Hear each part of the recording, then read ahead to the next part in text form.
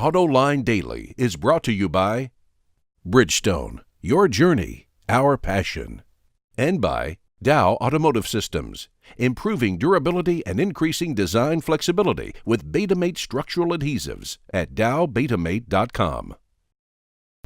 Welcome to Autoline Daily. Coming up later in the show, we have a report about the new Honda Civic that was unveiled at the SEMA show. But now let's get to the latest news. Tesla stock took it on the chin yesterday after the company reported mixed third quarter earnings. The stock fell more than 11% after the markets closed, and folks, that is a huge drop. The company sold 5,500 cars in the last 3 months, including more than 1,000 of them in Europe. That boosted revenue to $431 million, up 6% as measured on a GAAP basis. That's an important point. GAAP stands for Generally Accepted Accounting Principles, and all major publicly traded companies have to report their earnings that way. But Tesla, being kind of a startup, does not have to use GAAP rules, at least not for the time being. Up to now, it's been reporting its earnings using non-GAAP standards, which makes its earnings look better. For example, using non-GAAP standards, Tesla reported a net profit of $16 million, but using GAAP standards, it reported a net loss of $38 million. You know, Tesla is an impressive company, but clearly the hype had outgrown the reality, and now the reality is catching up with the hype. Meanwhile, Toyota reported its earnings, and the results are jaw-dropping, except that it's pretty clear Toyota's stellar financial performance has a lot to do with Japan deliberately driving down the value of the yen.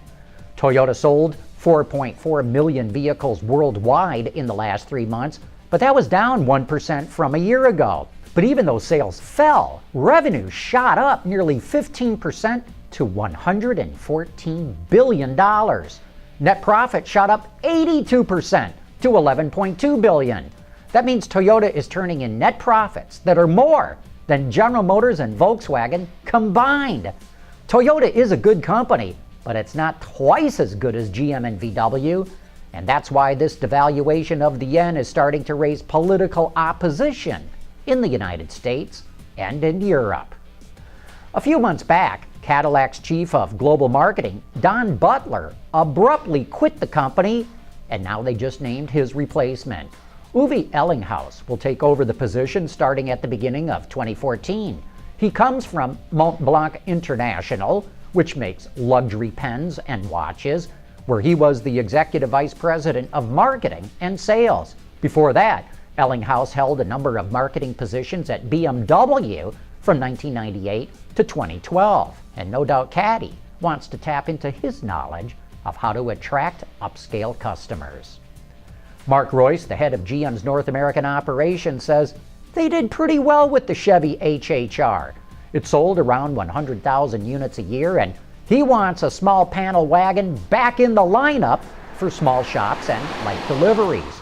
GM will be buying small NV200 vans from Nissan, but Roy says that's a stopgap measure. He says GM needs its own vehicle, but it requires a new architecture that the company does not have. Roy says he wants to see Chevy get back into that space because he sees big growth opportunities, and no doubt he's keeping an eye on Ford's Transit Connect and doesn't want Ford to have that segment all to itself.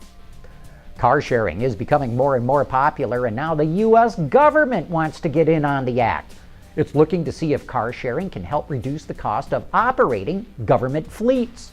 The Detroit News reports that the General Services Administration, which manages around 200,000 vehicles, or about a third of the government's fleet, is launching a car-sharing pilot program in Washington, D.C., Boston, New York City, and Chicago. The agency will work with Zipcar, Hertz, and Enterprise to see if it's more cost-effective than renting, leasing, or even purchasing a new car. The government spends around $3 billion a year maintaining its fleet of vehicles. And I think this car-sharing craze poses an existential threat to the auto industry as we know it, though we're still a decade away from seeing the full effect. Usually, the SEMA show in Las Vegas is all about customized and performance cars, but every now and then, an automaker sneaks a new model into the show, and we'll show you who did just that right after this. There's so much to love about Bridgestone's Dueler tires. The amazing traction, the quiet, comfortable ride, and they're really tough. It's like loving 3 tires in one. We're here at the gigantic SEMA show in Las Vegas, where you'll see everything from high-performance brake pads to custom floor mats, and of course much, much more. But it's not just the aftermarket manufacturers that are here. OEMs take the show seriously as well, like Honda, who decided that SEMA was the right place to introduce the new 2014 Civic Coupe. Well, this is the new 2014 Honda Civic Coupe, following up the major refresh that we did with the sedan in 2013. In 2014, we did a major redesign of the coupe. So some of the parts that you see, this is the Civic Si Coupe here, and you can see some of the changes on this one start with a new front end, which includes a new front bumper fascia, a new grille. The Si grille is an exclusive honeycomb grille shape, a new, more sculpted hood and sculpted fenders, as well as new side view mirrors. And in the back of the car, there's a new bumper fascia with a new rear diffuser, as well as a new taillight for that one. So it's a pretty major redesign, following up our major redesign of the sedan last year. But Honda isn't just introducing the new Civic Coupe here at SEMA. It's also taking the wraps off its new street performance parts line called HPD. And they're first available on the CRZ, where you'll see custom wheels and high-performance exhaust and a little something extra underneath the hood. So in this vehicle, we are introducing a new supercharger that attaches straight onto our hybrid engine on this one to deliver about 70 extra horsepower. Now that will be going on sale in the spring at your Honda dealers. So Honda Performance Development with the CRZ is all about performance. So all about stopping quicker, starting quicker, and turning quicker. So when you see an HPD line, that's what it's all about.